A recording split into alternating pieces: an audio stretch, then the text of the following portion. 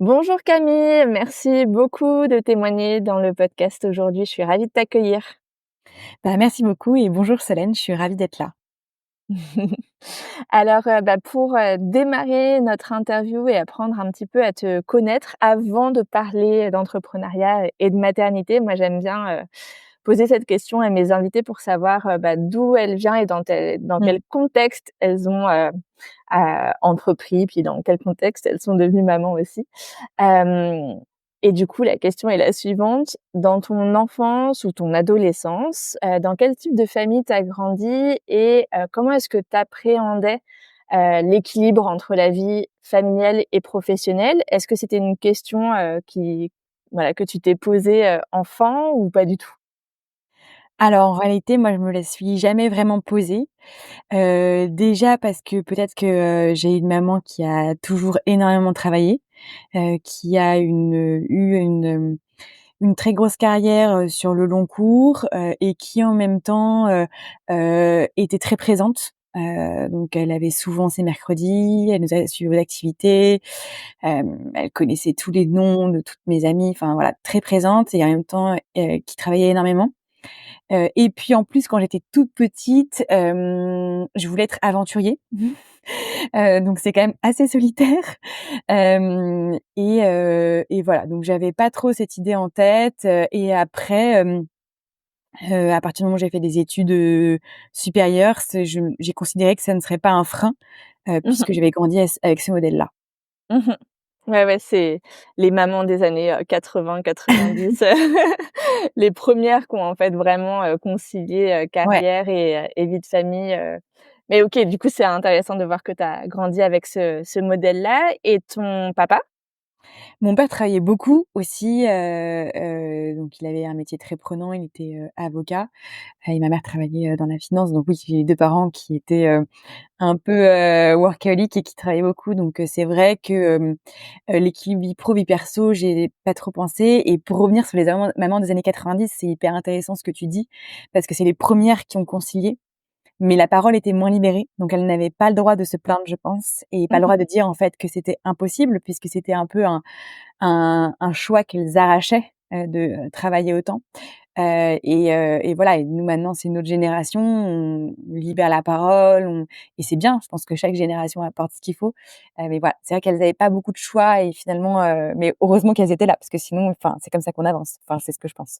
Ouais, carrément, carrément, carrément et donc tu disais que, tu t'es lancée, dans des études, j'imagine du coup pas pour devenir aventurier.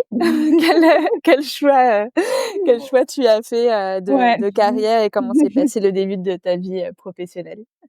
Mais en fait, oui, donc je ne suis pas devenue aventurière, et en plus, dans ma vingtaine, quand on est étudiant, et on la possibilité de voyager, moi j'ai commencé, on y reviendra sûrement, mais à être, très malade, avoir de l'endométriose, donc j'ai, pas autant voyagé que j'aimerais. Ça, c'est quelque chose qui, je pense, restera, mais c'est chacun a ses chemins de vie. Et non, moi, vers la fin du lycée, je voulais travailler, dans ce qui était, la fonction publique, pour la société, l'intérêt général.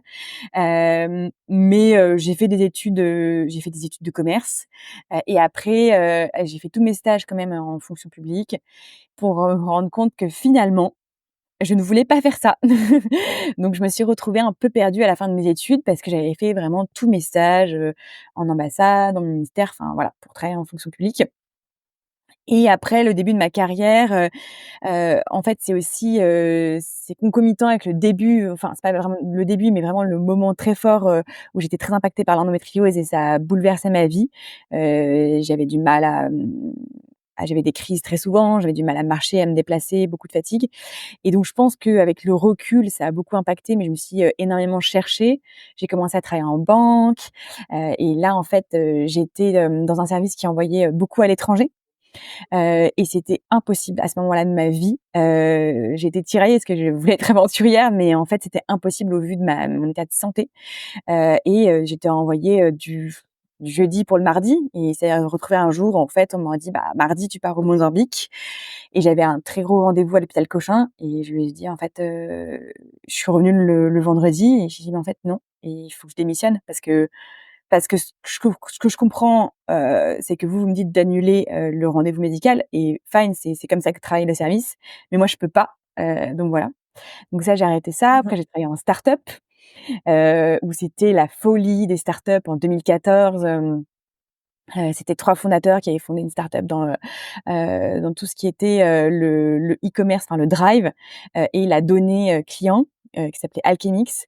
Ça c'était, génial parce que j'ai rejoint l'équipe, on était, je sais pas, moins de 10, 6 ou 7, et on a vécu, 2 levées de fonds, donc vraiment avec une croissance, vraiment une hyper croissance et avec les avantages et les inconvénients que ça a.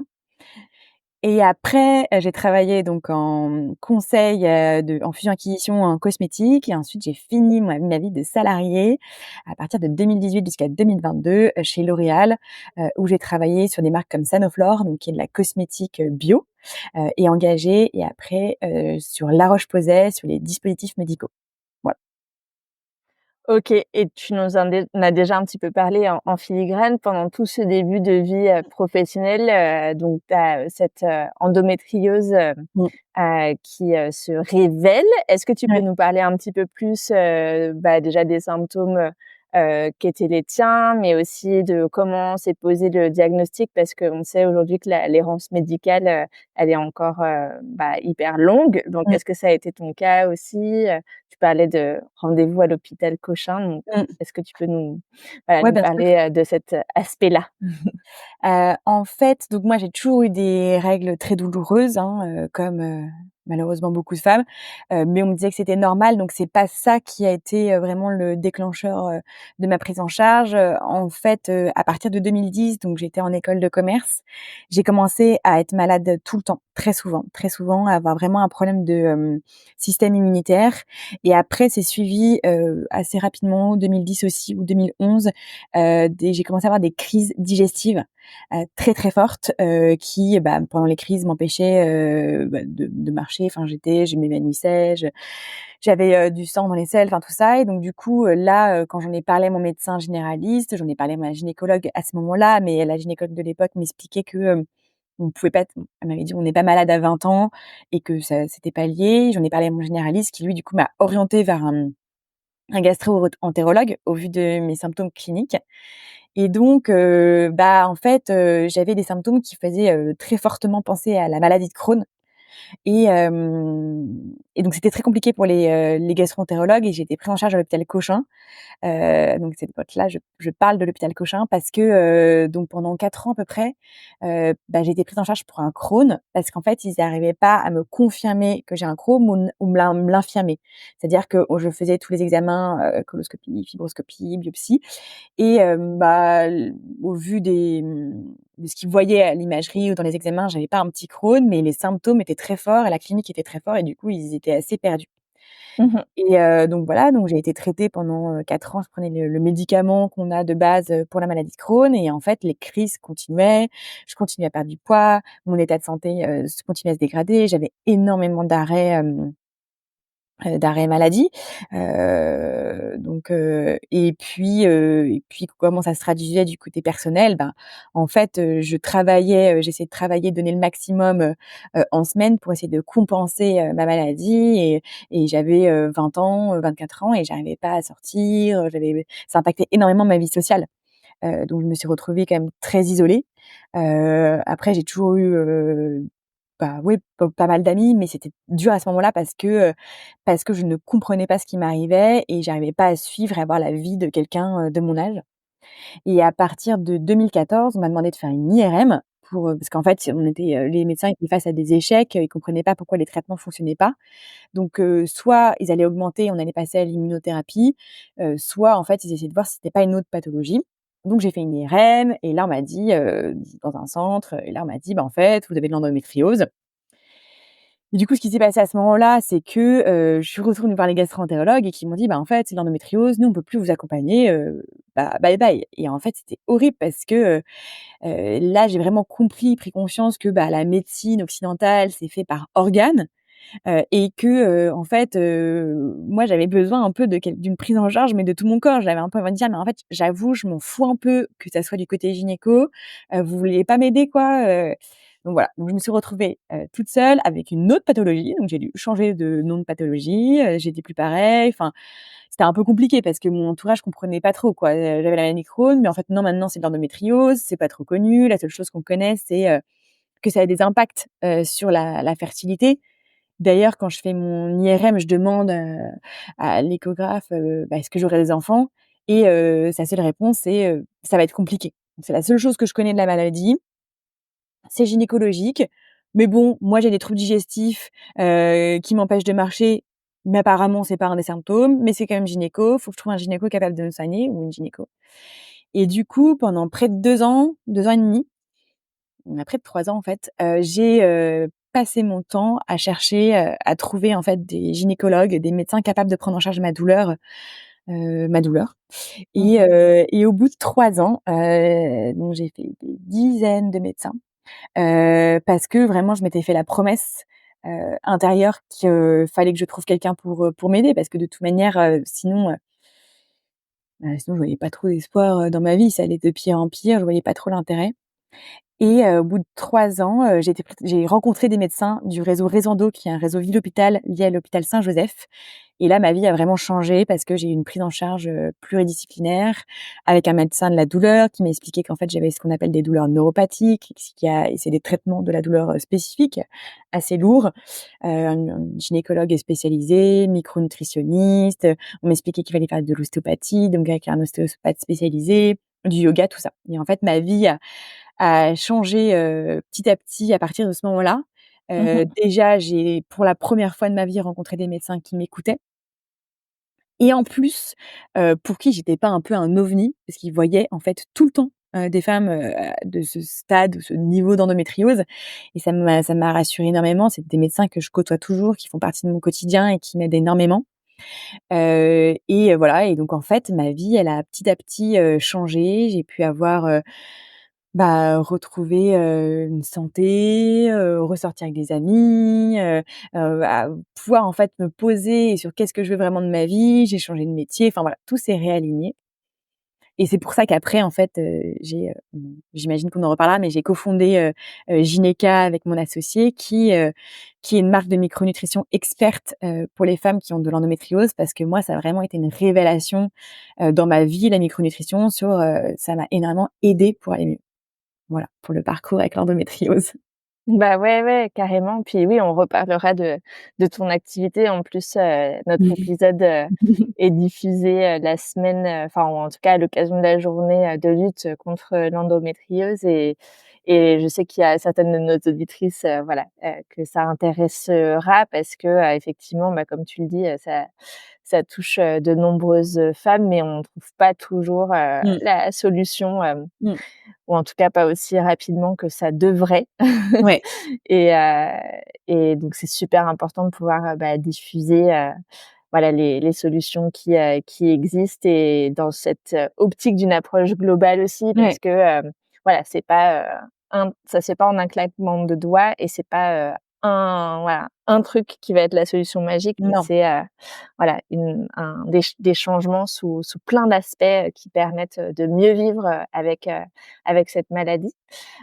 Et donc tout ça, ça se fait en fait en parallèle, de ta vie pro, qui avait l'air quand même assez, intense, parce ouais, que tu nous parles de, voilà, bon, on a compris que la banque t'avait finalement démissionné parce ouais, qu'effectivement c'était incompatible avec, tes mmh. symptômes, mais après tu pars, en start-up, en hyper croissance. Donc Ouais, ouais, ouais, oui, derrière tu entreprends. Donc c'est ouais. voilà, c'est quand même assez impressionnant.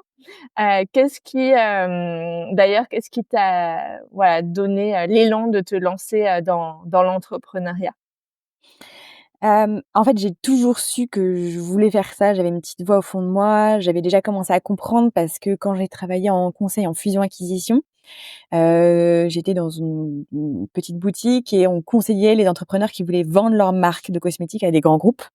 Mmh mh. En fait, à chaque fois, moi, mon but, c'était vraiment de sourcer, les profils de petites marques, ça me passionnait. J'avais envie d'être de l'autre côté et en fait, la première re réaction, c'est que j'avais envie de faire partie de leur aventure, donc d'être de l'autre côté dans un groupe de cosmétiques, de produits et vraiment, il me fascinait, je trouvais ça très intéressant J'ai toujours eu une passion pour, bah, les histoires, de marques, de groupes, bah, je suis vraiment fascinée par, voilà, toutes ces, un peu les dynasties industrielles, voilà, donc ça m'a toujours énormément intéressée. Comment on crée une marque, comment on crée un groupe. Mmh. Ensuite, je suis rentrée donc chez L'Oréal où j'ai travaillé sur des produits, j'ai travaillé sur du développement de produits, sur du lancement de produits, et à la fin, et donc chez L'Oréal, en fait, toutes les briques aussi de mon parcours, de mon CV commençaient un peu à prendre sens, dans le sens où, bah, j'avais travaillé en conseil en fusion-acquisition, j'avais travaillé en start-up et là, maintenant, je travaillais au développement de produits et donc si je devenais un jour entrepreneur, tout ça aurait un sens, Bien sûr. j'ai vraiment j'adorais travailler là-bas. C'est une entreprise qui est très exigeante, mais qui apprend beaucoup, et je me suis dit: «Si un jour je pars, c'est pour monter ma boîte». Je pense pas, on sait jamais, mais je ne pense pas partir pour autre chose parce que je suis très bien dans cette entreprise. Et donc voilà et en fait, ce qui s'est passé, c'est que, en 2021, donc j'étais enceinte de mon premier enfant, heu et heu et j'avais des insomnies de grossesse, et là, en fait et là, en fait, j'ai eu un moment où j'ai refait un peu tout le parcours, dans ma tête. Je me suis dit j'ai repensé à cette radiologue qui m'a dit que j'aurais jamais d'enfant, j'ai repensé à quand je faisais, à peine, enfin, quand j'étais vraiment, j'allais dire 50 kilogrammes, pas 50 kilogrammes, 55, je suis grande. Mais bref, quand j'étais vraiment j'avais perdu énormément de poids. J'ai eu des moments vraiment très durs où je me suis beaucoup, posé de questions et là, j'étais enceinte, j'avais un métier qui me plaisait. Enfin, vraiment, je me suis dit: «Waouh, le chemin parcouru» Mmh. et c'est là que j'ai eu, le flash, enfin, vraiment la révélation. Mais en fait, moi, la micronutrition, ça a été une révélation. Ça a changé ma qualité de vie, et c'est peu connu.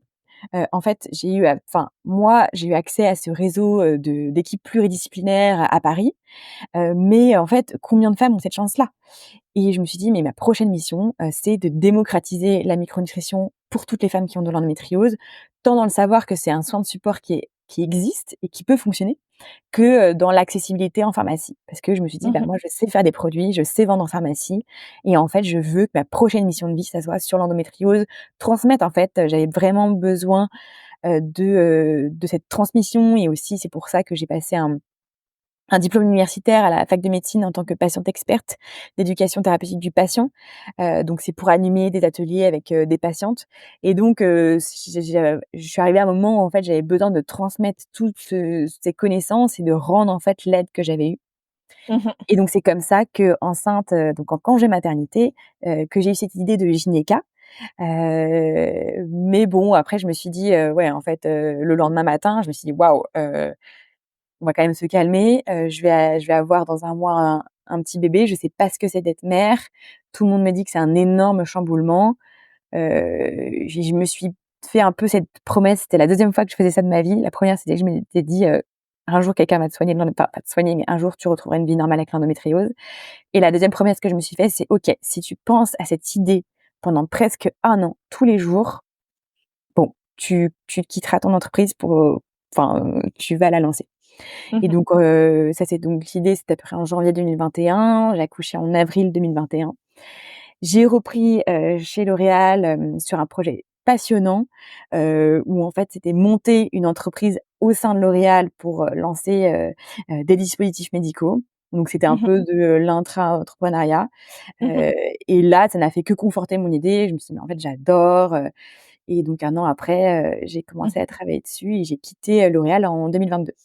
OK, et justement, pour celles qui, nous écoutent et qui ne savent pas ce qu'est la micronutrition, est-ce que tu peux nous éclairer? Bien sûr. Donc la micronutrition, c'est, le fait d'optimiser, c'est la science qui s'attache à optimiser, le bon état fonctionnel, le bon état de santé, du corps humain, par l'apport en micronutriments. Donc les micronutriments, c'est très simple, c'est, les acides gras, donc ça peut être, les oméga 3, c'est les vitamines, vitamine B12, B9, B6. C'est les minéraux, le zinc, le fer, le magnésium, le sélénium, les acides aminés, ça peut être la glutamine. Les acides aminés, c'est ce qui compose les protéines, voilà, les polyphénols, donc en fait, c'est tous ces, donc les macronutriments, c'est ce qu'on va manger, les carottes, les poireaux et les micronutriments, c'est ce qui compose et en fait, l'apport de micronutriments, la supplémentation, donc par des compléments alimentaires, ça peut largement, améliorer l'état fonctionnel, donc être en meilleure santé et avoir une meilleure qualité de vie. Donc en fait, c'est l'utilisation de compléments alimentaires pour avoir une meilleure qualité de vie, une meilleure santé. Mmh mh. Mmh. Et très souvent d'ailleurs quand on est enceinte, on est supplémenté, Bien sûr. en micro, nutriments, bah, pour être sûr que notre corps ait tout ce dont il a C'est besoin, ça. pour, Ouais. bien, irriguer, bébé. Ouais. Mais effectivement, ça peut être, utile dans plein d'autres, cas, et notamment, on le verra pour, ce que vous faites avec Mmh. Gynéca, bah, justement dans le cas des femmes qui souffrent, d'endométriose. Et pour reprendre le fil de ton histoire, donc tu nous as parlé, en filigrane de ta première grossesse. Mmh. Je sais que c'est une question que se posent beaucoup, les femmes qui souffrent d'endométriose, le fait de tomber, enceinte parce Mmh. que, bah, comme tu le disais très bien tout à l'heure, Mmh. c'est, une des choses qu'on nous dit ou qu'on Ouais. sait au sujet de l'endométriose, c'est que ça peut, compliquer, la fertilité. Et du coup, toi dans ton cas, Mmh. comment ça s'est passé, pour, tomber enceinte cette, 1re fois, donc à l'époque où tu étais encore, Ouais. salariée? Est-ce que, ça a été, compliqué ou pas, comment tu l'as vécu? Alors, je pense pas que c'est pas été très compliqué. Enfin, ce qui est complexe, dans l'endométriose, c'est que surtout pour tomber enceinte, on doit arrêter son traitement si on prend la pilule en continu. Et ça donc pour les femmes qui prennent la pilule en continu parce que ça leur soulage et ça enlève quelques douleurs, parfois toutes les douleurs, parfois une partie. En fait, d'arrêter son traitement pour tomber enceinte, c'est très dur parce que ça veut dire qu'il va y avoir un retour des douleurs. Notamment, en endométriose, on peut avoir des très fortes douleurs durant l'ovulation et aussi pendant les règles. Du coup, pendant l'ovulation, c'est quand même compliqué parce que c'est le moment où, en fait, il faut avoir un rapport si on veut avoir un bébé. Mmh. Donc, pour moi, j'ai eu beaucoup de chance puisque je suis tombée enceinte de manière spontanée au bout d'1 an, d'essai. J'avais pris rendez-vous. En fait, mes médecins m'avaient dit: «Bah, on vous donne 1 an et au bout d'1 an, on commencera un processus, de PMA». Mmh. Et je suis Ouais, mais vraiment, quand même 1 an sans traitement du coup? 1 an sur traitement. Ouais, c'est très, très long.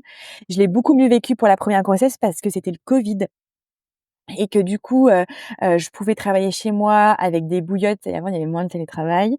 Je pouvais travailler chez moi avec des bouillottes, m'allonger à la pause déjeuner. Après le Covid, on était, dans une marque qui vendait en pharmacie donc on a vraiment énormément travaillé.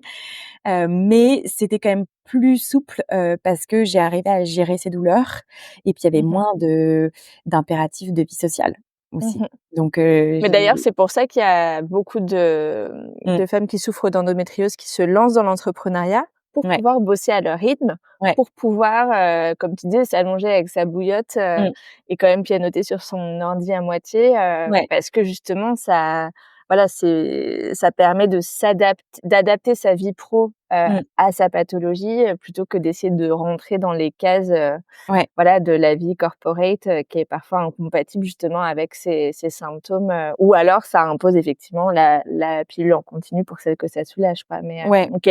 Mmh. Mmh. Donc voilà et donc pour la première grossesse, oui, ça a été quand même beaucoup de douleurs, mais ça allait, c'était plus facile que pour la deuxième. Et voilà et aussi beaucoup de réflexions sur, l'hygiène de vie, je faisais beaucoup de yoga, j'ai fait de l'ostéopathie, j'ai fait de l'acupuncture pour déclencher mes cycles. Donc voilà, donc c'était vraiment, je me suis vraiment mise dans un projet, pour essayer, d'éviter, la PMA et ça marchait, quand même assez rapidement donc je suis quand même contente. Mmh mh. Mmh. Et du coup, donc maman, d'un premier bébé, tu retournes, travailler chez L'Oréal. Tu as cette mission, d'entrepreneuriat avec, dans le coin de ta tête, Mmh. Gynéca qui avait peut-être pas encore ce nom-là, mais qui Non, pas encore. l'idée, la Mmh. fulgurance était Voilà, c'est ça. apparue pendant la première Ouais. grossesse. Et finalement donc, tu décides de te lancer dans l'aventure de l'entrepreneuriat. Comment est-ce que tu as pris cette décision, de Mmh. manière plus, de manière plus effective? Qu'est-ce qui a été le déclic? Est-ce que Ouais. c'était juste une question de timing, ça y est, ça fait 1 an dans le calendrier que la fulgurance a eu lieu ou, est-ce qu'il y a eu d'autres Mmh. éléments sur ton chemin? Sur mon chemin, il y a eu beaucoup d'éléments. Bah, déjà, très vite, j'en ai parlé, à mon mari, qui a toujours été un énorme soutien pour moi. Et à aussi, à mon entourage, je suis très proche, de ma belle famille et en fait, et je pense que c'est vraiment, les échos de mon entourage et surtout mon mari et les 1 an. Parce qu'en fait, j'ai aussi parfois Hem, je pense que j'ai fait beaucoup pour, bien vivre la maladie chronique. J'ai fait quelques années de psychothérapie, et j'essaye de ne pas me mentir à moi-même et donc voilà et après au bout des 1 an, j'ai fait des études de marché, j'ai beaucoup discuté, j'ai essayé de voir. On me disait, à cette époque-là, donc en 2022, ça paraît un peu étonnant, mais on me disait: «Fais attention, la santé de la femme, c'est peut-être un peu niche, c'est peut-être trop tôt» et finalement quand je me suis lancée, tout le monde s'est lancé en même temps, donc comme quoi c'était le début de la vague et là on est beaucoup. Donc voilà, donc j'ai été toujours très soutenue en fait par mon entourage et notamment mon mari, Mmh. et après j'ai étudié et voir et à un moment, faut en fait, tout n'est pas bordé et le premier jour où j'ai travaillé en tant qu'entrepreneur, j'étais toute seule, j'avais pas d'associé. En vrai, je me suis dit: «Mais qu'est-ce que j'ai fait? Je suis complètement tarée. Personne ne m'attend, j'ai pas de mail à écrire. Waouh!» Et comment est-ce que tu as rencontré du coup ton associé? Parce que tu me l'as dit, Mmh. voilà que vous étiez 2 du coup à porter cette aventure. Tout à fait. En fait, on a été mis en relation, parce que donc Capucine, elle est ingénieure biologiste, elle est, donc en fait, son métier, c'est de développer, des compléments alimentaires, faire de la micronutrition et donc on a été mis en relation et elle, à ce moment-là, elle était en congé maternité de son premier enfant et donc ça a aussi été, voilà, un peu une, mise en relation providentielle. Elle cherchait un projet, moi je suis avec un projet et voilà, il y a eu le fit et on a commencé à travailler ensemble. Mmh. OK. Et donc ça, c'était dès le début de l'aventure en 2022, c'est ça que vous Ouais, vous c'est êtes, ça, fin 2022, associés? exactement. Super, Ouais. d'accord. Et combien de temps après est arrivé, les grossesses numéro 2? Et ouais. Bah, ma grossesse numéro 2 est arrivée en mai 2023. Donc très rapidement après, OK. Ouais, très rapidement. Sachant qu'on a fait notre campagne Ulule en avril 2023 et qu'en mai 2023, on n'avait toujours pas de site internet. On avait déjà vendu aux pharmacies parce qu'en fait, il s'est fait un enchaînement improbable où on a été contactés par un groupement de pharmacies pour vendre nos produits alors ils étaient pas encore f la production n'était pas finie. Donc on a vendu les produits alors qu'on les avait pas. Et donc en mai, oui, j'avais pas de site internet, on avait déjà des clients mais qu'on n'avait pas livré et je tombe enceinte. Voilà. Et du coup, c'est un bébé, surprise? Ah non, non, pas surprise du tout parce que là, ça a été encore plus dur, ça faisait 1 an qu'on essayait, un peu moins, mais une petite année quoi et j'avais, eu énormément de douleurs, et à la fin, en fait, j'avais dû reprendre des traitements, pour de la douleur chronique, donc des médicaments assez lourds. Parce que j'allais, 2 fois par mois aux urgences, parce que je tombais dans les pommes de douleur à l'ovulation et pendant les règles, parce que j'avais arrêté la pilule en continu. Mmh. Donc c'était une grossesse qui était très, très attendue, j'y croyais plus trop, et en même temps, j'étais déjà très fatiguée par les mois de douleur que j'avais vécu, plus le fait de lancer ma boîte. Bien sûr, ouais, ouais, ouais. Ouais, c'est ça, c'est moi j'appelle ça le trimestre zéro. Enfin, il y a pas que moi, hein, qui l'appelle Ouais, ça comme ça. Pour parler de la période avant la grossesse ouais, et le mot trimestre, alors bien sûr ça dure pas, 3 ouais, mois. ouais, C'est juste pour, voilà, pour, signifier qu'effectivement ça fait partie intégrante, de tellement. la grossesse. Ouais. Il y a des voilà, il y a des, fluctuations, hormonales, il y Mmh. a des impacts, physiques, Ouais. psychiques quand on est en désir d'enfant. Ouais, tout Et à fait. encore plus, dans ton cas ou pour toutes les femmes qui souffrent d'endométriose et Mmh. pour qui, les cycles sont vraiment, hyper difficiles, à Mmh. vivre, qu'on imagine le soulagement de tomber, enceinte, pas que pour la grossesse, mais aussi parce que c'est du Ça coup la s'arrête. fin Ouais. du du calvaire, en tout cas Mmh. pendant un temps. OK et donc grossesse très attendue et en même temps, dans un timing particulier par rapport au lancement, de ton activité. Comment est-ce que, toi, tu appréhendais, la grossesse, la maternité, toi qui étais en plus déjà maman d'un Mmh. tout petit, si on a bien suivi les dates, Ouais. comment est-ce que tu appréhendais le fait de jongler entre cette création d'activité, et la grossesse? En vrai, pour être tout à fait honnête, ça m'a créé énormément de peur et d'anxiété parce que ce que j'ai pas dit pour ma première grossesse, c'est que j'ai été alitée à partir du 5e mois pour menace d'accouchement, prématuré. Mmh mh. Et alors tout le monde me répétait: «Chaque grossesse est différente», pour pas que je m'inquiète, mais je commence à connaître mon corps et je pense qu'au vu des lésions que j'ai d'endométriose, qui sont, notamment dans les enfin profondes sur les ligaments utérosacrés, tout ça, en fait, quand il y a quelque chose dans mon utérus, c'est trop cool, c'est une joie immense, mais ça en fait, je savais que ça allait encore merder. Et je savais pas quand et j'avais ma boîte quoi. Genre le truc, enfin le projet, un peu pas de ma vie parce que c'est moins important que ma famille, donc c'est pour ça que j'ai choisi d'avoir des enfants parce qu'en fait, si à la fin, je m'imagine à la fin de ma vie, ce qui va compter, bah, c'est mes enfants, mon mari, ma famille. La boîte finalement, je pense que enfin, on s'en fout un peu, enfin, c'est très important mais voilà. Et en même temps, bah, j'ai quand même envie, enfin, je me suis pas donnée tous mal pour que ça foire, et c'est tellement dur, j'ai trouvé ça tellement dur d'être une femme parce que c'est super, sur le papier, de faire les 2 mais waouh, ça m'a créé énormément de stress et puis de toute manière la deuxième grossesse, pas de quartier, elle a été horrible depuis le début, donc j'ai commencé premier trimestre en vomissant Mmh. tout le temps, donc j'ai eu des médicaments pour ça. J'ai pas été hospitalisée, donc c'est une chance, mais voilà. Deuxième trimestre, le bébé était trop petit parce qu'on bougeait trop, on fait énormément de déplacements, je prends pas assez de poids, le bébé est trop petit, on Et les vomissements aussi, c'est un des parce ouais, que moi j'ai eu de l'hyperémèse, oui, c'est ça. gravidique, donc c'est les vomissements pendant 9 mois et Ouais, donc un des enfin, au-delà du fait que c'est juste un enfer à vivre, les les conséquences, en fait, ouais, peuvent être effectivement sur le développement, du bébé. ouais, Donc OK, toi, tu as eu cette peur-là, pour ton bébé qui prenait pas ouais. assez de enfin, en tout cas, qui grandissait pas assez vite. Mmh. Ouais, au début, il grandissait pas assez vite. Après, j'ai eu un virus infantile, j'ai eu la roséole et donc on a dû vérifier que c'était pas le parvovirus B19 parce que du coup, ça peut créer une anémie fœtale et donc il faut, potentiellement faire une transfusion, in utero, ce que j'ai pas eu heureusement, donc j'ai eu beaucoup de chance, mais j'ai eu un suivi avec un Doppler, toutes les semaines pendant 1 mois et donc ça, c'était pendant le mois d'octobre et puis fin novembre, tout début du troisième trimestre ou milieu, fin novembre 2023, Heu, contraction toutes les 5 minutes, je vais à l'hôpital et voilà et là, même chose qu'avant, je suis alitée, on me fait comprendre et je dis: «Ah oui, oui, je suis alitée» et il me dit: «Non, non, mais en fait, vous avez pas compris, c'est pas du télétravail, vous fermez votre ordi». Et du coup, là, ça a été très, très dur. Mmh.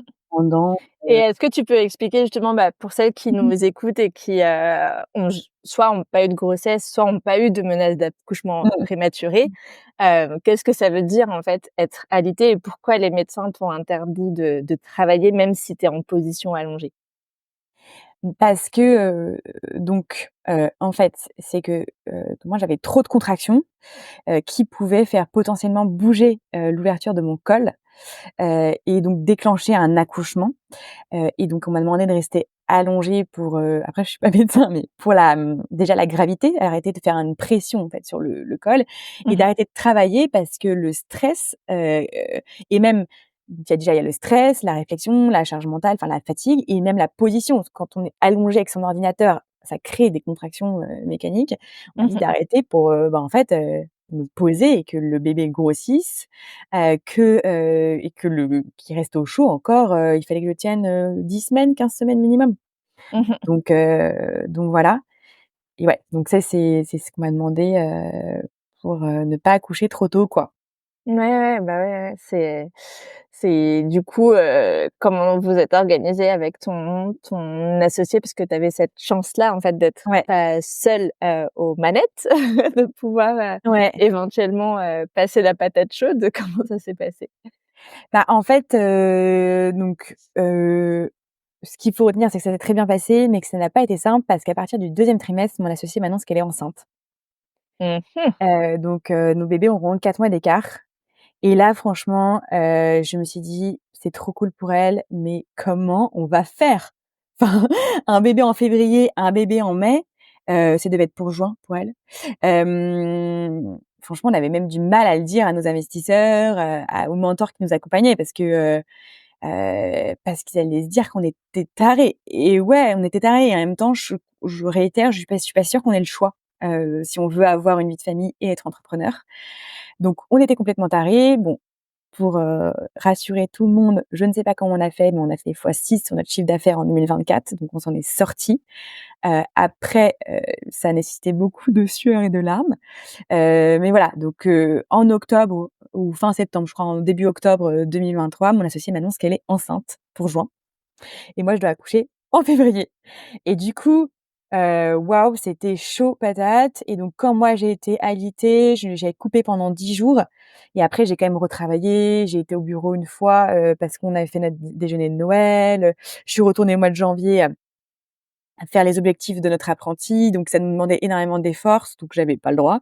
Et puis en fait, ce qui s'est passé, c'est que et qui a été, je pense, très dur à vivre pour mon associé, et aussi pour, notre salarié qui travaille avec nous, c'est qu'à partir de mi-décembre, fin décembre, donc il me restait un Mmh. mois et demi, donc j'ai accouché avant, mais j'ai commencé à avoir des douleurs atroces qui se sont développées liées à l'endométriose, parce que moi j'ai beaucoup de douleurs chroniques, de douleurs neuropathiques qui se sont réveillées et là, bah, c en vrai, c'est un des épisodes les plus traumatisants de ma vie, ces douleurs. J'avais envie de mourir tellement j'avais mal et donc là, j'ai été prise en charge par une cellule spéciale, dans la maternité. J'ai eu un suivi psychologique. On m'a déclenchée à cause des douleurs. J'ai pris alors que j'avais pas pris de poids, donc je m'en foutais du poids, mais quand même, en un mois et demi, j'ai pris presque 12 kilos. Waouh. Ouais, et voilà, donc là, donc je travaillais, en fait, de mon côté, mais je faisais beaucoup moins je faisais plus d'opérationnel, je manageais plus. J'essayais donc on préparait, mon congé maternité avec mon associé. J'ai recruté un freelance pour s'occuper du site internet, une agence pour s'occuper du SEO, donc je les briefais, pour qu'ils prennent le relais, quand je m'absenterai. Mmh. Et on a préparé tout bah, le suivi, notamment le mois de mars qui est le mois de l'endométriose où, bah, j'allais être, arrêtée. Mmh. Et voilà, c'est ce qu'on a fait, mais c'était assez dur parce que je pouvais être que en position allongée. J'avais des douleurs qui me rendaient folle. On pourrait rien faire. Enfin, si je devais aller toutes les semaines, à l'hôpital avoir une perfusion d'antidouleurs, donc c'était super. Genre de truc, tu es pas très contente de l'avoir quand tu as un bébé parce que tu sais très bien enfin, tu sais potentiellement que dans 10 ans, on peut te dire que ce médicament a des ouais, mais bon, là, c'était un peu, j'avais pas trop le choix.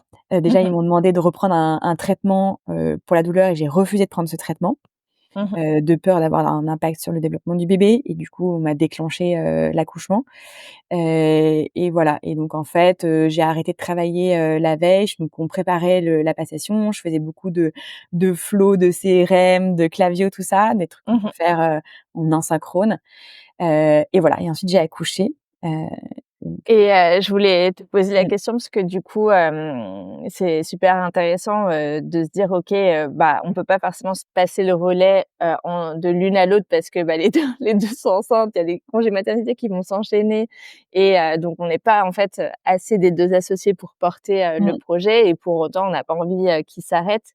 Et donc bah, voilà, tu as mentionné, un apprenti, une ouais, agence, mmh, le fait de déléguer. mmh, Est-ce que du coup vous avez parce que tu as mentionné aussi des investisseurs, est-ce que vous avez dû, je sais pas, débloquer des budgets, supplémentaires, voire, lever, des fonds en plus, pour pouvoir, mmh, déléguer, un max pendant cette période?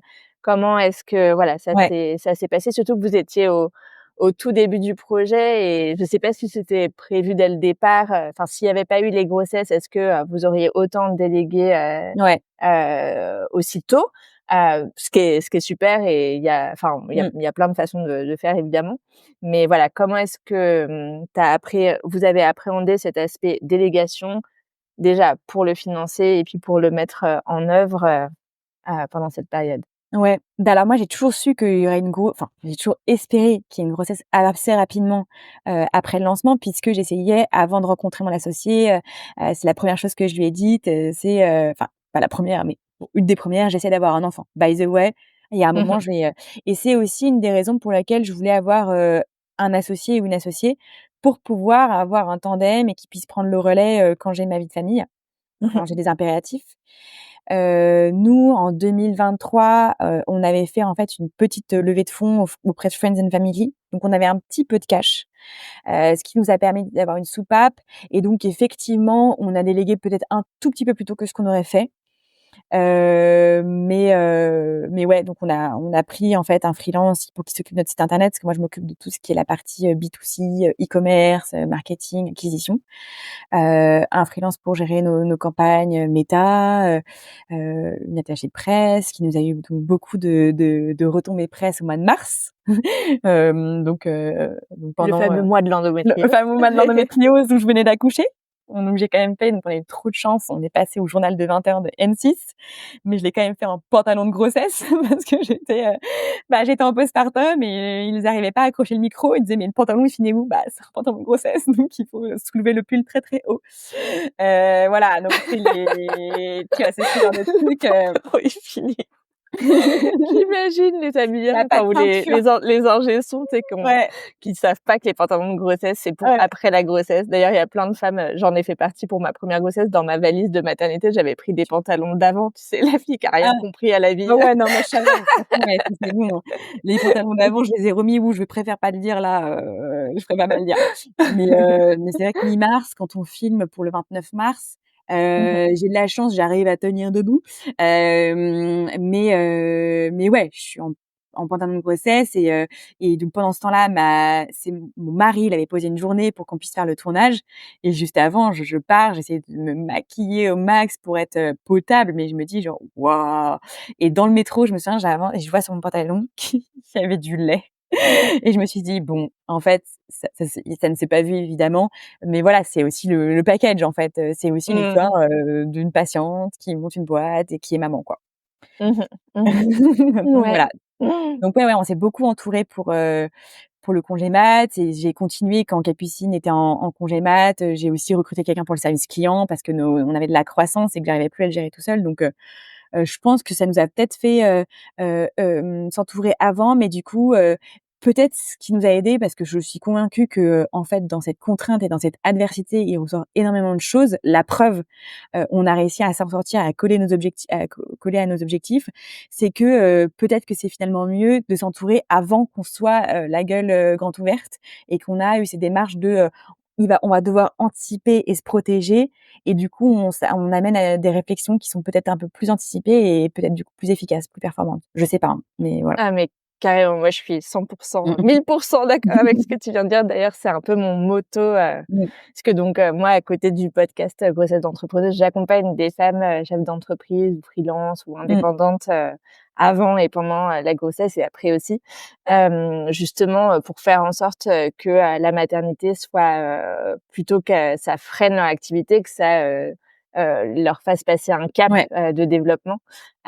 Justement parce que, bah, oui, si on met rien en place, oui, ça freine, Oui. sa vie pro et ça peut être un choix, enfin, je veux dire, c'est Ouais et pas c'est OK, hein. voilà, Enfin, exactement, c'est tout à fait OK. Après, si on souhaite pas, que ouais. ça soit un frein, bah, faut trouver des leviers, Mmh. et mettre en place, différentes choses pour qu'effectivement, ce soit plutôt un tremplin qu'autre chose et c'est justement comme tu le dis très bien, c'est dans cette adversité-là que justement on va mettre, en place des stratégies différentes de ce qu'on aurait fait et ces stratégies différentes-là, elles nous font grandir Mmh. et elles aident à décupler, Ouais. la croissance, ou en tout cas l'impact, de notre activité et tu disais c'est x6, c'est ça, le Ouais. chiffre d'affaires alors que vous étiez en plus Ouais. toutes les Enceinte. 2 En postpartum. enceintes et en Ouais. postpartum. C'est ouais, bah, si c'est l'exemple s'il en fallait un. Qu'est-ce que vous aviez, décidé et mis en place, pour vos congés maternité respectifs et comment vous les avez, financés? Parce que c'est une question que se posent beaucoup les entrepreneuses qui appréhendent la grossesse et qui Ouais. écoutent ce podcast. Oui. Donc, est-ce que tu peux partager ton retour d'expérience là-dessus? Oui, alors en termes de financement, nous, on bénéficiait des, aides de retour à l'emploi de France Travail, Mmh mh. et donc coup, qu'on a mis en pause pour ensuite bénéficier de la prise en charge de la sécurité sociale, Mmh mh. et on a rouvert nos droits, France Travail après. Bon, ça paraît simple comme ça, mais entre-temps, j'ai été radiée de France Travail, j'ai dû passer devant un médiateur. Donc voilà, franchement, je trouve ça génial en France. On est hyper accompagnés et heureusement que France Travail et Pôle emploi existent. Ça c'est, les personnes qui m'ont accompagnée dans mon agence, étaient top, mais ça m'a créé de l'anxiété parce qu'on m'a appelée en me disant: «Vous êtes radiée parce que vous êtes radiée au mois de janvier, et en fait, vous n'avez pas eu d'employeur dans les 18 mois». Bah non, parce que c'était, dans les 2 employeurs dans 18 mois, bah, en fait, j'avais quitté mon emploi et je me suis radiée pour aller à la sécu. Parce que sinon j'aurais perçu des 2 côtés. C'est de la triche, on fait pas ça, donc je me radie pour aller à la sécu.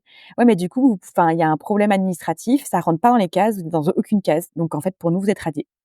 J'étais: «Ah mais Mmh. pourtant j'ai des papiers qui me disent que j'ai droit, même sans le congé maternité, jusqu'en septembre 2024». Enfin bref, et donc je suis passée devant un médiateur. À partir de ce moment-là, ça a été très rapide, et franchement, je trouve que la personne de l'agence France Travail qui m'accompagnait était vraiment, elle a vraiment été, top, mais voilà, donc tout s'est bien fait, on a pris en charge notre congé, par les semaines dues par la sécurité sociale. Mmh. Voilà, je sais pas si je réponds à ta question pour le financement. Si, si, non, carrément, parce que donc le statut, finalement, vous étiez toutes les 2. Ce que ça peut être bien aussi de savoir s'il y avait une différence avec pour ton associé, mais Ouais. de ce que j'ai compris, c'est vous étiez toutes les 2 au chômage finalement, Ouais, enfin tout à fait, avec, ce dispositif qui permet de créer une activité, exactement. pendant cette période-là, entre la fin de son salariat, Ouais. et la suite de sa vie pro avec, voilà, justement utiliser sa période de chômage pour, Mmh. se lancer dans l'entrepreneuriat. Et quand on est au chômage, on a le droit au congé maternité, même si dans ton cas, voilà, les il y a eu une petite frayeur administrative, Ouais, c'est ça. dans tous les cas, c'est rentré dans l'ordre. Tout à fait. OK. Et du coup, tu as pris combien de temps? Parce qu'on a compris aussi entre les lignes que, tu as quand même un petit peu retravaillouillé, Un petit peu. quand il fallait, Ouais. après la naissance. En fait, j'ai pris, 8 semaines, presque 2 mois. Enfin, lui, il avait pas OK. 2 mois quand j'ai Mmh. repris. Mon fils n'avait pas 2 mois, mais voilà, j'ai pris 8 semaines. Ouais. Et sur le mois de mars, j'ai travaillé dans le sens où, j'ai fait des interviews pour Les Échos, j'ai été à BFM avec mon bébé parce que j'avais aucune solution de garde. Donc en fait, c'était épique parce que le service de sécurité ne voulait pas me laisser rentrer avec le bébé. Mmh. Et parce qu'ils voulaient pas que je prenne l'ascenseur avec le cosy, donc en fait, j'étais escortée avec une autre personne, monter les escaliers, enfin bref, plein de souvenirs. Sur le moment, j'ai un peu bâlé, je me suis dit: «Oh là là là là, je vais y aller avec, mon fils». Donc c'est un podcast, qu'on a tourné avec, les équipes de BFM, et donc on entend, bah, mon fils qui a un porte-bébé qui a, je sais pas, il doit avoir 4 semaines, 5 semaines. Et voilà, et après il y a eu le tournage d'M6 où là, du coup, j'ai eu de la chance parce que mon mari a posé un jour, pour garder notre fils. Et donc voilà, donc j'ai travaillé et j'ai repris, début avril où en fait, les 15 premiers jours, j'ai repris, en off, j'ai, utilisé ce temps pour mettre à plat des fichiers de suivi de trésorerie. Donc je travaillais beaucoup, mon mari aide beaucoup sur la partie, finance de l'entreprise, et sur du Klaviyo, toujours des trucs en fait qui sont asynchrones, du CRM, voilà, tout ce que je pourrais faire, et à partir de mi-avril, j'ai repris à 100. De toute manière, j'avais pas trop le choix parce qu'en fait, mon associé allait partir en congé mat. Mmh. Donc bah, fallait que je reprenne et que je sois à fond, parce que, et puis je me souviens très bien quand même un congé mat quand on revient, que ça soit notre boîte ou pas, on est un peu déconnecté au début. Enfin, faut se remettre dans le truc. On passe d'un enjeu de: «Est-ce qu'il boit assez de lait?» à, «Est-ce que j'achète cash?» Enfin, ou alors: «Est-ce que les chiffres sont bons?» Et donc j'ai repris mi-avril, et mon associé est parti début mai. OK. Donc ouais, juste pour nos auditrices, le Mmh. congé, maternité, c'est si on choisit, puisqu'en tant qu'entrepreneur, c'est pas une obligation, contrairement à quand on est Mmh. salarié. Donc le minimum, c'est 8 semaines, et ça peut aller pour un premier ou un deuxième enfant jusqu'à 16 semaines, mais on n'est pas obligé de prendre la durée, totale. Mmh. Par contre, voilà, on est censé Ouais. s'arrêter de travailler totalement. Ouais, je l'ai Même pas si fait. on comprend bien que, et Mmh. puis enfin, je sais pas, c'était des parutions, dans les médias, c'est peut-être pas tout à fait la même chose que, du travail client ou quelque chose, Non, non, non, qui c'est pas soit lié pareil. avec, de la facturation, même si, voilà, encore une fois, ça reste entre nous et entre les auditrices. Voilà, c'est ça. Mais, comme quoi, OK. Et autre question, parce que tu nous parles un petit peu de ton mari, du fait qu'il avait, Mmh. proposer une journée pour que toi tu puisses aller, faire ton tournage à Mmh. M6. Lui, de son côté, Mmh. comment est-ce que, quel choix il avait fait en termes de congé, paternité et Mmh. comment vous vous êtes organisés, ensemble, pendant et après la grossesse, pour, voilà, pour, Ouais. qu'il puisse te soutenir, toi qui avais Mmh. ce troisième bébé, Ouais. à savoir, une boîte, en lancement. Ouais, bah, donc qui est totalement c'est quelque chose dont qu'on a discuté, très en amont, enfin, c'est, quelqu'un qui est très impliqué, qui a aussi la chance d'être salarié et d'avoir une entreprise qui de donne 1 mois supplémentaire en congé paternité. Donc il avait pris 2 semaines, à la naissance, mais qui sont passées très vite, ça je prends rien à personne et en fait, il a pris 1 mois tout seul, un bon mois tout seul, de congé paternité, à la maison, comme un congé mat, à faire des rendez-vous de pédiatre, donner des biberons, gérer des Donc ça, pleurs. c'était après, Ouais, ton en congé avril, maternité, ça, vous êtes passé le exactement. relais? On s'est passé Super. le relais en avril 2024 et du coup, il a pas fait, son congé pat en vacances, ce qui peut parfois être fait. Là, il a vraiment vécu, la solitude, du père, avec un enfant. En plus, notre fils avait, ouais, énormément il avait des problèmes, qui se sont résolus, maintenant, mais ça a mis 10 mois, enfin des gros problèmes digestifs et donc on allait voir un gastro, enfin voilà. Donc il avait un bébé qui pleurait, tout le temps, et qui ne se nourrissait pas. Avec un RGO, c'est ça Ouais, ou un c'est autre très, chose? très gros RGO, Ah waouh! voilà. Donc lui, il a vécu les journées où on peut pas se doucher, quoi. Mmh. Et la solitude. Waouh, ouais, tu as fait tout ça avec un bébé RGO en plus? Oh là Ouais, là, qui mais dort ouais, qui incroyable! dort depuis 3 semaines, ouais, donc qui a dormi pendant, 11 mois. Mmh. Mmh. Ouais, bah, écoute, c'est comme ça, hein. Mais c'est sûr que Oui, de toute là, mon façon, corps, on j'ai senti choisit qu'il était pas fatigué. et ouais. Ouais, ouais, mais non, mais voilà, je trouve ça d'autant plus impressionnant parce que je sais que le RGO, c'est une des pathologies, infantiles qui est le plus difficile à vivre, pour les bébés et pour les parents. Ouais, Et d'ailleurs, il y a une forte prévalence, des parents qui font une dépression en postpartum, les mères comme les pères, ouais, comme les pères. chez les bébés, Ouais. RGO parce qu'en fait, c'est ultra difficile à vivre, encore une fois, Mmh. d'autant plus pour le bébé, hein, mais quand même aussi pour Ouais, les ouais. parents et en plus, c'est des bébés qui sont super difficiles à faire garder parce qu'en fait, Mmh. Ouais. un bébé qui pleure tout le temps, tu peux pas le mettre en collectivité, les Non. grands-parents, ils peuvent pour certains prendre un peu sur eux, mais pas tous, Ouais, enfin, ouais. c'est vraiment Non, mais pas c'est vrai. évident, quoi. Ouais, Mmh. ouais, c'est vrai, moi, j'ai des parents et des beaux-parents qui nous aident énormément, mais on a beaucoup moins, confié notre fils, aux mêmes âges que notre fille parce qu'en fait, il est très difficile à faire garder. En fait, c'était les nuits le problème. Mmh mh. Et puis donc pour, notre vie, entrepreneuriale, ma vie, entrepreneuriale et quand même le travail de mon mari qui travaille beaucoup, on avait pris une garde partagée, donc on a une nounou. Donc ça, c'était mieux parce qu'en fait, au tout début parce que, donc il a arrêté son congé paternité, notre fils avait 3 mois donc ou 2 mois et demi, enfin je sais plus, mais il est tout petit, il se nourrissait toujours pas. C'est-à-dire qu'il prenait des biberons de 40 millilitres, donc il y avait un gros souci. Voilà, donc j'étais contente qu'il soit pas en collectivité, même si, je trouve que c'est top la collectivité, mais là, ça n'allait pas. Mmh. Ouais, donc c'est vrai que ouais, c'est un peu compliqué. C'est un peu Ouais, compliqué. OK. Donc vous aviez, ce relais de cette nounou, Ouais, warrior elle aussi, ouais, voilà, aussi. pour vous suppléer et Ouais. comment vous êtes organisés alors, pour survivre à ça? Bah, écoute, Aux nuits, difficiles, vous faisiez une nuit chacun, c'était quoi? Parce que je pose la question aussi ouais, parce que, déjà quand tout va bien, il y a une sorte, et quand les papas, bon voilà, prennent leur mmh, congé pads puis reprennent le travail, souvent le congé mat est plus long et donc voilà, il y a des habitudes qui se prennent qui font que ouais, c'est, maman qui finalement, voilà, prend un peu mmh, plus, sur elle et le truc de, «Ah bah, moi j'ai repris le travail donc il faut que je dorme pour aller travailler». Alors qu'en ouais, fait, une journée avec un nouveau-né, c'est beaucoup plus dur qu'une journée de mmh, travail avec des adultes. Donc mmh, normalement la priorité sommeil, ça devrait être pour la personne qui s'occupe du bébé la journée. ouais, Mais bref, ça c'est un autre débat, mais du coup, j'ai l'impression que vous, justement, dans votre couple, vous ouais, avez choisi une organisation qui était, justement pas «classique» entre Ouais, guillemets, même si heureusement on s'attend, à ouais, changer. Est-ce que du coup, voilà, vous aviez un système, un peu différent, ouais, pour que ça puisse inspirer aussi nos auditrices de dire: «Ah mais en fait, il y a plein de façons de faire», ouais. et pour que chacun puisse trouver sa façon à faire à lui?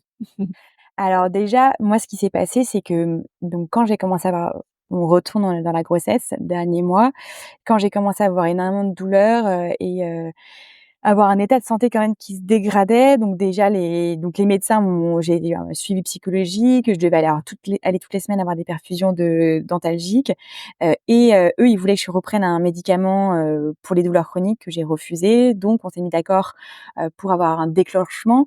Alors j'ai eu un déclenchement, ils voulaient que le bébé soit déclenché à 36 semaines, mais il était trop petit et donc il a été déclenché à 37 semaines. Et là, en fait, on m'a expliqué, dans ces moments où j'étais, tout le temps à la mater, on m'a expliqué très gentiment avec beaucoup de bienveillance que potentiellement, ça serait bien que je n'allaite pas ce bébé, parce que j'étais trop fatiguée, et qu'il faudrait que je reprenne mes médicaments pour la douleur qui sont incompatibles avec l'allaitement, heu, et que, ils avaient des questions, je pense, sur mon état, mental, enfin, clairement. Mmh. Et du coup, mon mari a été très sensibilisé, dès, avant l'accouchement et même, pendant les 3 jours où on était à l'hôpital. Même on est resté un peu plus parce qu'il était petit et parce que j'avais été, à un suivi un peu, ouais, spécifique avec la douleur. Et donc là, les médecins lui ont vraiment expliqué qu'en fait, j'étais, vraiment très fragile au bout au bout du roule et qu'il fallait faire quelque chose. Et en fait, quand on est rentré de la maternité, il a fait 4 ou 5 jours d'affilée de nuit.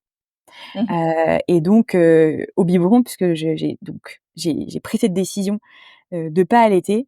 Ça a été très dur parce que, ça m'a mis, face à plein de culpabilité, mais et en même temps, ça a été un soulagement parce que je savais que je n'étais pas capable. Je pouvais plus, mon corps avait déjà tout donné, 1 an d'essai d'enfant, voilà, j'étais au bout du truc et que ça serait une autre histoire.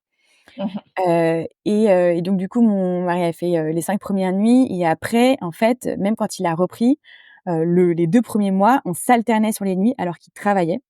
Mmh. Et à un moment, je me souviens fin mars, il avait pas commencé son congé pads, il m'a dit: je peux plus, il faut qu'on fasse il faut qu'on a» donc on s'alternait et il m'a dit: «Là, j'ai besoin que tu fasses plus de nuits». Mais quand même, c'est pas parce qu'il travaillait qu'il faisait pas les nuits, au contraire. Et après quand, lui, il a pris congé pads, on s'alternait mais un peu moins parce qu'on avait vu que quand même c'est vrai que quand on la vie avec un nourrisson est plus compliquée, mais le travail demande parfois aussi une concentration, et donc voilà, donc on s'alternait. Et en fait, à partir de ce moment-là, on s'est toujours alternés, sauf que bon, les nuits ne sont pas arrivées tout de suite. Donc ouais, on a pris l'habitude de s'alterner, OK, globalement. OK. Et donc quand tu dis s'alterner, c'est une nuit chacun, 3 nuits, 3 nuits, c'est 1 quoi? nuit C'est chacun, une nuit chacun? OK. ouais, Mmh. 1 nuit chacun, 1 sieste chacun, on fait des quarts, quoi. Le week-end. Pendant 1 heure, c'est moi qui gère, après c'est toi qui gères. Ouais, on a beaucoup fait Ouais. ça. Ouais, ouais, ouais. Non, mais effectivement, je comprends tout à fait qu'avec un bébé qui est mal comme ça, tu Mmh. dois mettre en place une organisation puisque sinon, enfin, Ouais, c'est juste impossible quoi, de ouais, tenir, physiquement et psychiquement et ouais, c'est ça. d'être présent, pour soulager ce bébé et le contenir, tant Ouais. que tu peux quoi. Parce que Il y avait voilà, aussi encore beaucoup, on une fois, s'alternait, pardon, c'est ouais. Ouais, ce que je voulais dire, c'est qu'on s'alternait aussi pour les repas, parce que les repas, c'était très, très compliqué, je trouve plus compliqué que la nuit. mmh mh. Ça nous générait, je pense, énormément de stress vu qu'il mangeait pas. Et de coup, ouais, plusieurs fois, lui et moi, on a failli craquer et l'autre a pris le relais parce que, en Mmh fait, avoir un bébé qui mange pas, j ça rend fou, mh. et on sait pas pourquoi, quoi. Mmh. Donc voilà, donc on s'alternait aussi pour les repas parce que Ouais. c'était assez dur.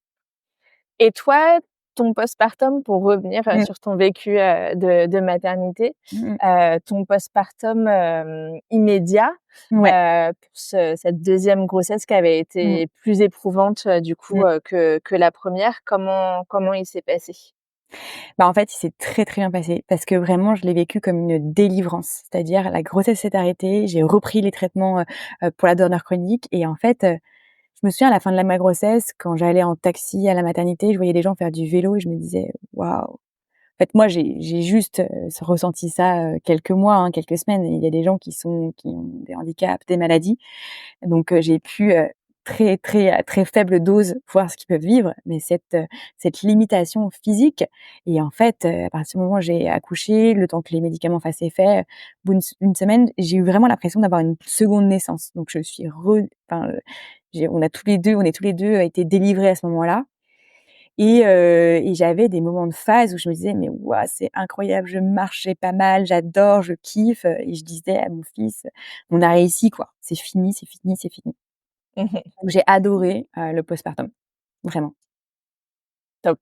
Bah, c'est super qu'il y a un aspect, positif, à tout ça, c'est qu'effectivement, voilà, le plus gros était passé, en fait, pour Ouais, toi. c'est ça et Mmh. donc en fait, et c'est pour ça qu'au début, je pense qu'on a mal vécu, le reflux de notre fils, en fait, après je parle, pour mon mari, donc j'en sais rien, mais j'ai eu l'impression qu'on l'a plutôt mal vécu à la deuxième partie de l'année, à partir de septembre, où en fait, il dormait toujours pas et là, ça faisait, entre 9 mois, qu'on dormait pas nous, donc c'était plus dur, la fin d'année, mais en fait, au début, on a fait cette joie, de on a réussi, tout le monde est sorti à peu près indemne, et voilà quoi, donc trop bien.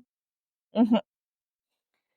Et fin de grossesse, prise de traitement du coup, Mmh. pour tes douleurs, chroniques. Comment ça se passe côté, endométriose? Est-ce que, voilà, qu'est-ce que tu mets en place, pour, voilà, pour la suite puisque, bah, une fois qu'on n'est plus enceinte, les Mmh. cycles, d'autant plus quand on n'allait pas, les cycles reviennent. Ouais. Est-ce que tu peux nous donner, alors je sais qu'il y a pas de protocole pour tout le monde, Non. pareil et évidemment et je pense pas que ce soit, ce Mmh. que viennent chercher les auditrices du podcast non plus, mais qu'on ait au moins, un exemple. Mmh. Alors, très vite après l'accouchement parce que du coup, je sais pas si c'est toutes les femmes qui ont l'endométriose, mais peut-être, on a des tranchées, des contractions utérines qui sont très, très, très fortes parce qu'on a, enfin, en tout cas, en ce qui me concerne, beaucoup de lésions sur l'utérus. Donc déjà que j'ai des contractions très fortes pendant la grossesse, les tranchées, c'est vraiment donc là, en fait, moi, j'ai remis en place toute ma prise en charge globale. Donc je prenais du PEA. Le PEA, c'est un micronutriment, qui, est un anti-inflammatoire et un antidouleur naturel, et Mmh mh. qui, en fait, agit, comme, enfin, c'est vraiment, c'est un actif qui est très, très puissant, qui est naturellement produit par l'organisme, qu'on reproduit avec des formules brevetées, donc on a chez Gyneka, en laboratoire, et en fait qui va avoir une efficacité sur les douleurs de règles et les douleurs au rapport et en fait sur la douleur chronique et les douleurs neuropathiques.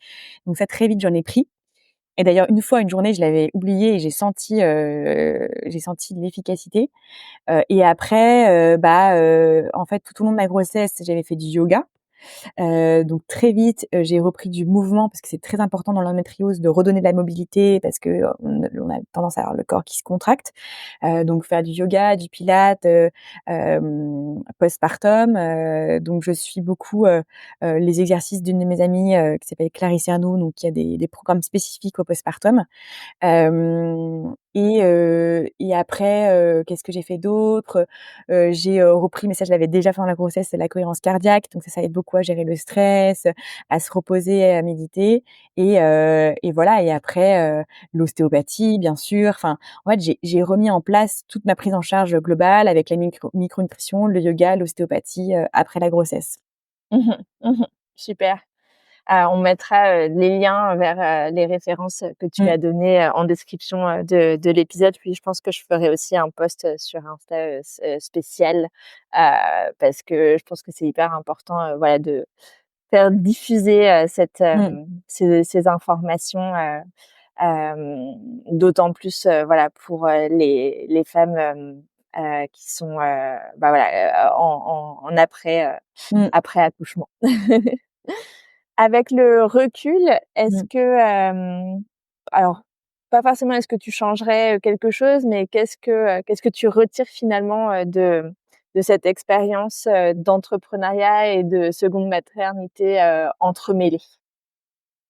Ce que je retiens, c'est que ça m'a généré énormément de stress au début de la grossesse, que ça m'a vraiment bouffée et finalement, tout s'est bien passé. Alors après, c'est facile de compter les points à la fin de l'histoire. Est-ce que ce stress m'a aussi mobilisée pour trouver des actions, mettre en place des actions et le fait que ça se passe bien? Parce qu'en fait, si on fait rien, ça serait pas bien passé. Mais voilà, à refaire, essayer de moins stresser et d'avoir plus confiance en mes capacités à trouver des solutions. Et sinon, essayer d'avoir moins mal. Mais ça, je suis pas sûre que je puisse changer quelque chose. Qu'est-ce que tu dirais que la maternité a apporté à ton aventure, entrepreneuriale, enfin à votre aventure Ouais, entrepreneuriale? Qu'est-ce que vos maternités, parce que du coup voilà, tu ouais, as cette 2 maternités, spécificité aussi, 2 bébés. d'avoir eu, 2 bébés en même temps Ouais. que votre, bébé business commun. Qu'est-ce que ça vous a apporté, d'être, voilà, de faire cette expérience de maternité, pendant le lancement de votre activité? Je pense que ça nous a apporté mais énormément de choses, qu'on a grandi, en un an beaucoup plus vite, que si ça avait enfin, s'il n'avait pas eu de bébé. On a appris à prioriser, on a appris, en fait, c'était beaucoup de moments sous stress. C'est-à-dire, pas de déjà la création d'une entreprise, c'est stressant, mais alors là, c'était double stress et donc apprendre à communiquer, sous stress, à comprendre l'autre, à prioriser, choisir nos combats, à s'organiser, célébrer les victoires, voir le positif et en même temps prévoir l'avenir. Donc je ouais, je pense que ça nous a apporté énormément de choses et qu'en fait, maintenant aussi, ça nous donne une confiance de on saura gérer. Parce que, globalement, on a réussi à gérer une boîte et à atteindre ce niveau de chiffre d'affaires avec 2 congés mat. Donc enfin, globalement, une seule personne dans la boîte avec notre apprenti, la moitié de l'année. Donc c'est énorme, et voilà et donc j'espère qu'on gardera, bah, cette foi tout au long de l'année 2025 et que ça va nous porter pour, la suite de l'aventure. Carrément, ouais, ouais, non, ça, je trouve ça génial, effectivement, quand tu arrives à transformer l'essai et que, voilà, tu mets en place tous ces Mmh. changements, qui permettent de passer un cap, dans ton activité. Ce que tu en ressors au-delà, d'avoir, Ouais, préservé, voilà, la trésorerie dans le verre, c'est ouais, aussi cette confiance, ouais. dont tu parles et qui donne des ailes, pour la suite, quoi. C'est génial. Mmh. Et quels conseils tu donnerais aux entrepreneuses qui nous écoutent et qui appréhendent, voilà, la maternité en tant qu'entrepreneuse? Quel que soit leur stade de développement d'ailleurs. Ouais. Mmh, donc je sais pas si vraiment je peux donner des conseils, mais je pense qu'une des meilleures solutions pour combattre la peur, c'est l'action. Et du coup, s'organiser alors c'est quand même compliqué de s'organiser, à horizon 6 mois. Notamment nous, on avait une activité qui venait de se lancer, donc on savait pas quelle être, notre vie dans un mois. Donc c'était, compliqué, mais voilà, essayer de se dire que, avec une bonne organisation, ça va marcher et aussi je pense, alors là, c'est hyper dur et je suis la première personne, c'est que ça apprend aussi, le lâcher prise. D'un moment, on met en place et après, bah, on verra, on verra. L'humilité, de toute manière, je trouve que l'entrepreneuriat, si on arrive à se remettre en question, ça apprend quand même beaucoup d'humilité. Et voilà, donc avec de l'organisation, on s'en sort, et aussi, bah, juste parfois remettre les choses dans son contexte, quoi. C'est que, à la fin de la vie, qu'est-ce qui restera? Je suis pas sûre qu'il restera, ce mail envoyé à ce client. En revanche, il restera, ces moments, passés avec nos enfants ou pas, ce qu'on a créé. Après ça dépend des personnes et chaque personne est différente, mais on me répétait tout le temps: «Mais c'est pas grave si tu prends du retard, c'est pas grave, machin». J'étais pas du tout d'accord et je suis pas tout à fait d'accord maintenant, mais en vrai, c'est pas grave. C'est pas grave, Mmh. on va trouver une solution. Mmh. Super, bah, merci beaucoup, ça fait un excellent mot de la fin. Merci Camille, de nous avoir partagé, ton histoire et les coulisses, de ta grossesse en parallèle, du coup, du lancement de Gynéca. Encore une fois, on mettra, voilà, les liens, vers, ton activité, puis toutes les références aussi, que tu donnais, dans la description de l'épisode, pour nos auditrices. Merci Camille. Merci à toi.